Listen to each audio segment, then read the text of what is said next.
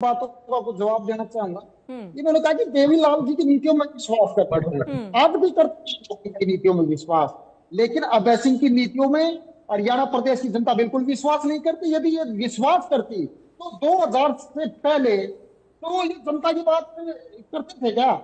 जनता की बात उन्होंने की नहीं, सिर्फ गुंडा प्रदेश बना कर रख दिया था।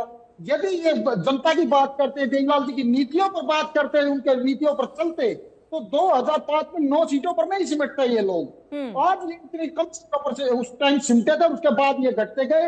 एक बार बीच में थोड़ी सी इनको संजीवनी मिली, और उस संजीवनी को भी सिर्फ भाई भतीजावाद और मैं मुख्यमंत्री फलाना मुख्यमंत्री के चक्कर में इन्होंने अपना परिवार भी तोड़ दिया, अपनी पार्टी भी तोड़ दी।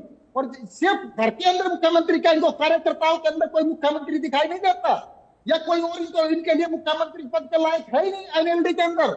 और बात करते हैं दूसरे प्रदेशों की, आप शायद बोल रहे हैं 2005 से पहले ये आईएनएलडी उत्तर प्रदेश के अंदर भी चुनाव लड़ा, दिल्ली के अंदर भी चुनाव लड़ती थी, राजस्थान में भी चुनाव लड़ती थी, पंजाब में भी चुनाव लड़ती थी। और ये दूसरे प्रदेश नहीं थे क्या?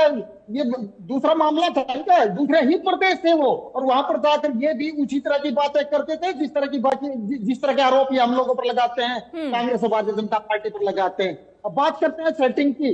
कांग्रेस पार्टी की सेटिंग थी या नहीं थी, ये चीजें बाद की चीज है, लेकिन गोपाल कांडा जी ने तो इनकी सेटिंग की पोल ही खोल कर रख दी, बिल्कुल स्पष्ट बता दिया और उसको साबित कर दिया। जैसे ही चुनाव के रिजल्ट आए और खट्टर साहब को इन्होंने जो है ना धन्यवाद करने का काम किया, धन्यवादी मुलाकात करने का काम किया, इससे बड़ा सबूत प्रदेश की जनता और क्या देखना चाहेगी। अब मैं बात करता हूं भारतीय जनता पार्टी की, तो इन्होंने कहा कि सेटिंग का मामला कांग्रेस और आईएनएलडी का है।